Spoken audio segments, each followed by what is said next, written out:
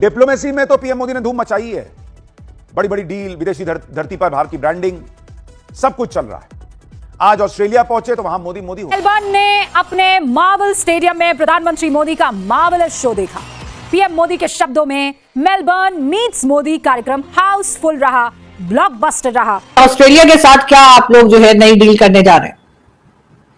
देखिए, ऑस्ट्रेलिया के साथ वैसे तो बहुत सारे डील्स हो रहे हैं, मगर जिस डील की आप बात कर रही हैं वो शायद न्यूक्लियर जो एनर्जी के लिए यूरेनियम डील है। देखिए, इसका आपको ना लीगल स्ट्रक्चर समझना। सिंदूर की उन्होंने बात की, उसमें डिफेंस टेक्नोलॉजी की बात की। इंटरेस्टिंग बात ये भी है, मोदी साहब जारी बात है, ये बात नहीं बताएंगे कि जितनी भी टेक्नोलॉजी थी। डिप्लोमेसी में तो पीएम मोदी ने धूम मचाई है। बड़ी बड़ी डील, विदेशी धरती पर भारत की ब्रांडिंग, सब कुछ चल रहा है। आज ऑस्ट्रेलिया पहुंचे तो वहां मोदी मोदी हो गया। पूरा स्टेडियम नरेंद्र मोदी के ग्रैंड वेलकम के लिए भरा हुआ था, खचाखच, जैसे कोई रॉकस्टार आया हुआ। ऑस्ट्रेलिया में पीएम मोदी का ऐसा मेगा शो हुआ जो किसी पॉलिटिशियन का आज तक नहीं हुआ होगा। 30,000 से ज्यादा भारतीयों के बीच पीएम मोदी का रॉक स्टार वाला जलवा दिखा, और 12 साल के कार्यकाल के बाद भी दिख रहा है। शुरू में लोग कहते थे कि अरे अभी नया नया आए हैं इसलिए पब्लिक को जोश है, अभी जोश और बढ़ गया ऐसा लग रहा है। डोनाल्ड ट्रंप तक भी वो मैसेज पहुंचा दिया गया है जिसे वो लगातार इग्नोर कर रहे हैं। ऑस्ट्रेलिया के साथ डिफेंस पार्टनरशिप को मजबूत कर समंदर में दबदबा दिखाने वाले चीन को मैसेज दिया गया। साझा बयान में पहलगाम आतंकी हमले का भी जिक्र कर पीएम मोदी ने आतंकवाद पर पाकिस्तान को घेरा। ऑस्ट्रेलिया के पीएम के साथ साझा प्रेस कॉन्फ्रेंस में पीएम मोदी ने ट्रंप को भी इशारों में समझा दिया कि युद्ध का समाधान डायलॉग और डिप्लोमेसी से है। यानी पीएम मोदी ने एक तरह से ट्रंप को भी मैसेज दिया कि भाई ये क्या सनक लगा के रखे हो, वॉर कर रहे हो, तुम्हारे चक्कर में पूरी दुनिया पिस रही है। ऑस्ट्रेलिया दौरे से पीएम मोदी ने चीन को टक्कर देने वाले क्वाड को भी मजबूत किया। इससे पहले वो क्वाड में शामिल जापान की पीएम से भी मुलाकात कर चुके हैं। तो अमेरिका, ऑस्ट्रेलिया, जापान और भारत, यही 4 देश तो हैं। ट्रंप भले युद्ध में फंसकर क्वाड को भूल गए हो, लेकिन पीएम मोदी से लगातार मजबूत करके चीन को चैन की सांस नहीं लेने दे रहे। और इस पीएम मोदी की डिप्लोमेसी से क्या क्या इंपैक्ट पड़ रहा है, और जैसा मैंने आपको कहा कि यहां नरेंद्र मोदी जो डील कर रहे हैं, भारत के लिए सोच रहे हैं, भारत में क्या करना है वो उन्होंने होमवर्क दे रखा अमित शाह को। वहां अमित शाह ने कौन सी मीटिंग की, कि ओवैसी तनाव में है, क्या चल रहा है, सब दिखाऊंगा, लेकिन पहले एक झलक देखिए।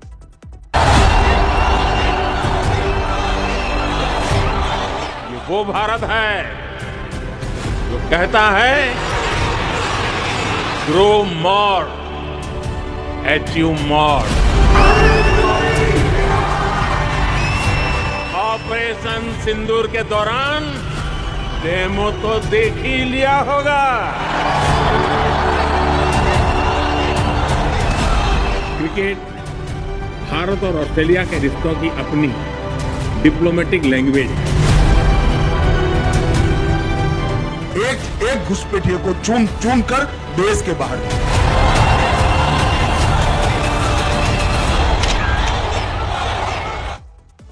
यानी इस वक्त मोटे तौर पर आप अगर समराइज करें, नरेंद्र मोदी विदेश से इन्वेस्टमेंट ला रहे हैं, और यहां अमित शाह को ड्यूटी दे रखी है कि जितना इन्वेस्टमेंट आए, भारत का जो विकास हो वो भारत के लोगों पे लगना चाहिए, घुसपैठियों को उठा के बाहर फेंको। यानी वहां से इन्वेस्टमेंट आएगा, यहां से देश की सफाई भी होती रहेगी। लेकिन जब ऑस्ट्रेलिया की बात आती है तो यहां लोग सबसे पहले क्रिकेट से ही कनेक्ट करते हैं। आज ऑस्ट्रेलिया में डिप्लोमेसी की पिच पर नरेंद्र मोदी की धुआंधार बैटिंग की चर्चा हो रही है। कैसे चीन, पाकिस्तान, अमेरिका तीनों के विकेट गिर गए भाई, आपको बताऊंगा, लेकिन पहले ऑस्ट्रेलिया में नरेंद्र मोदी का रौला और जलवा देखिए। मेलबर्न के मार्वल स्टेडियम में भारतीयों को उन्होंने संबोधित किया, और इस कार्यक्रम का नाम रखा था मेलबर्न मीट्स मोदी। नरेंद्र मोदी को सुनने के लिए 30,000 से ज्यादा लोग वहां जुटे थे, 30,000 प्लस। ये मेलबर्न में किसी भी नेता को सुनने के लिए जुटी आज तक की सबसे बड़ी भीड़ थी। ऑस्ट्रेलिया वालों ने तो किसी नेता के लिए ऐसा रॉकस्टार वाला वेलकम कम ही देखा होगा। पीएम मोदी जब स्टेडियम में आए, भाई साहब, ऐसा माहौल जैसे कोई रॉकस्टार आ गया हो। जरा देखिए वहां क्या हुआ। मेलबर्न ने अपने मार्वल स्टेडियम में प्रधानमंत्री मोदी का मार्वलस शो देखा। पीएम मोदी के शब्दों में, मेलबर्न मीट्स मोदी कार्यक्रम हाउसफुल रहा, ब्लॉकबस्टर रहा। 30,000 से ज्यादा लोग एक साथ एक जगह इकट्ठा होकर पीएम मोदी के नाम के नारे लगा रहे थे। मेलबर्न के मार्वल स्टेडियम की यह तस्वीरें सिर्फ एक देश के राष्ट्रीय अध्यक्ष के स्वागत भर की नहीं है, ये प्रमाण है पीएम मोदी के वैश्विक धाक कैसे आज भी कायम है। पीएम मोदी का ऑरा वैसा का वैसा है, पॉपुलैरिटी वैसी की वैसी है, दबदबा बिल्कुल वैसा का वैसा जब आज से 12 साल पहले आपने न्यूयॉर्क में देखा था। यह उन तमाम विरोधियों को जवाब है जो एक झूठा नैरेटिव बना रहे थे कि प्रधानमंत्री नरेंद्र मोदी की साख कहां है, लोकप्रियता कहां है, ग्राफ कहां है? आज इन तस्वीरों के जरिए एक बार फिर से वो जवाब मिल गया है। इस विदेशी स्टेडियम में एक सुर में मोदी मोदी के नारे लग रहे थे और ड्रम्स नहीं थे, ढोल नगाड़े ताशों के साथ। सिडनी हो या मेलबर्न, न्यूयॉर्क हो या लंदन, प्रधानमंत्री नरेंद्र मोदी का जलवा बरकरार, उतना ही प्रखर है, उतना ही जादुई है जितना एक दशक पहले हुआ करता था। और यह जलवा कोई बनावटी प्रचार नहीं है, बल्कि सालों से की गई मेहनत और कमाए गए विश्वास से बना हुआ है। इतिहास में ऐसे मौके कम आते हैं जब दो देशों के रिश्ते एक साथ इतने भावुक और मजबूत नजर आते हैं। पूरे स्टेडियम में झाल की कड़क और ढोल की थाप, ताशे की थाप सुनाई पड़ रही थी और पीछे मोदी मोदी और भारत माता की जय के नारे सुनाई पड़ रहे थे। भारत से 8000 किलोमीटर दूर ऑस्ट्रेलिया की हवा में भी भारत की धड़कन महसूस आप करेंगे जब सुनेंगे। लोग फोन ऊपर उठाए हुए, सीने में गर्व लिए हुए, होठों पर भारत का जयकारा लिए हुए इन सारी तस्वीरों को और मोमेंट को कैप्चर कर रहे थे। सुनिए। Please join with me in welcoming my friend, Prime Minister Narendra Modi.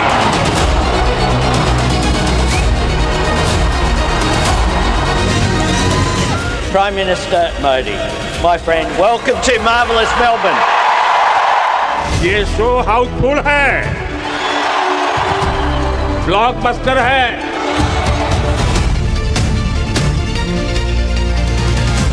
Bharat और ऑस्ट्रेलिया साथ साथ है, इसलिए वन एक के बगल में एक दो नहीं हो रहा, एक के बगल में एक 11 हो रहा है।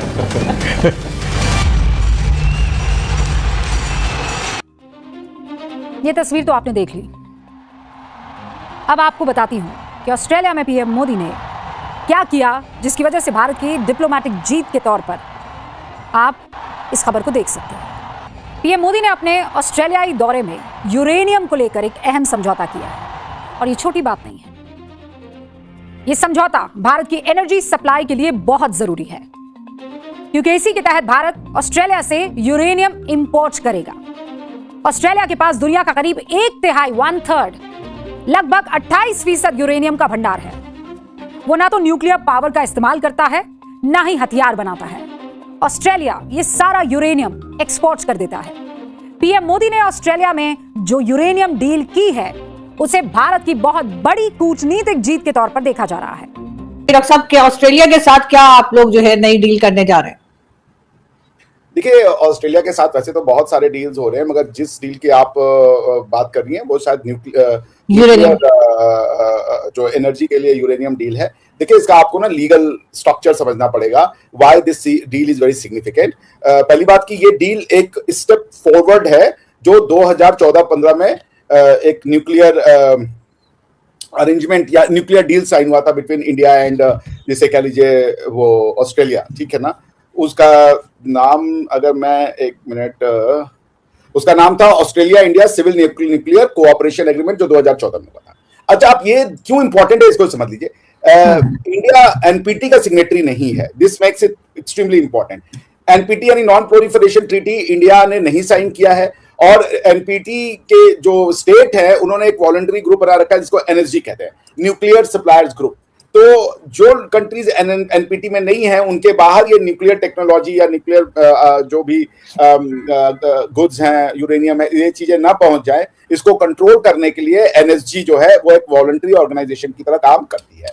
और इसको देखते हुए आपको ये समझना पड़ेगा कि भारत ने सबसे पहले अमेरिका के साथ एक 123 एग्रीमेंट साइन किया था, जो अमेरिका के एटॉमिक एनर्जी एक्ट का सेक्शन 123 था। अमेरिका के एटॉमिक एनर्जी का सेक्शन 123 ये कहता था कि अमेरिका अगर चाहे तो ऐसी कंट्रियों के साथ डील कर सकता है न्यूक्लियर एनर्जी बेचने की, खरीदने की या किसी भी तरीके की कमर्शियल एक्टिविटी की, जिन कंट्रीज ने एनपीटी नहीं साइन किया है। तो भारत ने एनपीटी साइन नहीं किया था और भारत को यदि न्यूक्लियर एनर्जी से रिलेटेड डीलिंग्स करनी थी लीगली, तो ये जो एक्सेप्शन है या ये जो एक्सोनरेशन है वो उनको मिलनी जरूरी थी। तो भारत ने पहला पड़ाव पार किया जब उन्होंने अमेरिका के साथ 123 एग्रीमेंट किया। उसके बाद उन्होंने कई देशों के साथ जो है इस तरीके के एग्रीमेंट किए जिससे कि वो आप वो समझ लीजिए कि न्यूक्लियर एनर्जी को बेच सकते थे। तो ऑस्ट्रेलिया के साथ जो शुरुआत हुई वो हुआ 2014 में, India Australia nuclear treaty sign हमने जो की। उसके बाद एनर्जी में 2008 के बाद एनर्जी से इंडिया को एक्सेप्शन मिला। जब एनर्जी से एक्सेप्शन मिल गया तो फिर इंडिया ट्रेड कर सकता था। इस ट्रीटी की जो 2014 में साइन हुआ था ऑस्ट्रेलिया के साथ, कुछ एडमिनिस्ट्रेटिव रिक्वायरमेंट्स थी जो इंडिया को पूरी करनी थी। सेफगार्ड्स वाले टेस्ट इंडिया पहले ही सेटिस्फाई कर चुका था आईएईए के साथ, यानी कि इंटरनेशनल एटॉमिक एनर्जी कमीशन के साथ हमारा पहले ही वो हो रखा था, जिसमें कि हमने उनको अपने न्यूक्लियर फैसिलिटीज बताए थे जहां पे कि वो सेफगार्ड्स का टेस्ट कर सके। That is up to the mark. तो ये जो अभी मोदी जी ने किया है, ये 2014 वाले ऑस्ट्रेलिया के साथ जो हमारे एग्रीमेंट था उसका फाइनल फ्रेमवर्क है।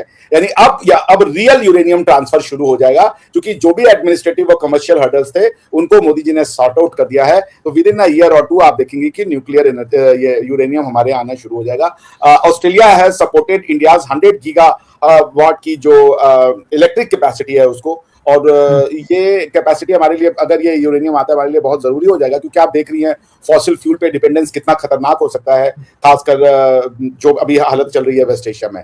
So this will ensure India's energy independence, और ये एक तरीके का क्लीन एनर्जी होगा।